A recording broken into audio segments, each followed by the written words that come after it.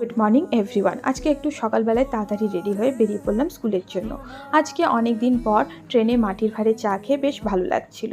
আজকে যেহেতু hockey player major ধ্যানচাঁদের birthday, তাই আমরা সেলিব্রেট করলাম ন্যাশনাল স্পোর্টস ডে। তারপরে যথারীতি চলে ক্লাস, আর ক্লাসের শেষে আমি করে নিই ব্রেকফাস্ট।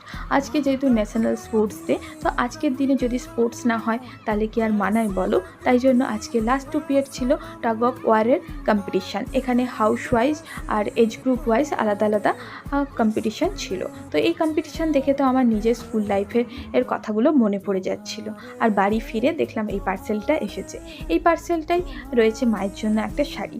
আমি যবে থেকে জব করছি প্রতি বছর পুজোতে মাকে একটা শাড়ি গিফট করি। তো এবছর মায়ের জন্য এই শাড়িটা নিয়েছি। তো শাড়িটা কেমন হয়েছে দেখে তোমরা জানিও কমেন্ট করে, আর এই শাড়িটা পরে মাকে কেমন লাগবে সেটাও জানাতে পারো। এভাবেই কাটলো আজকের দিনটা। আবার দেখা হচ্ছে কালকে। Bye and take care.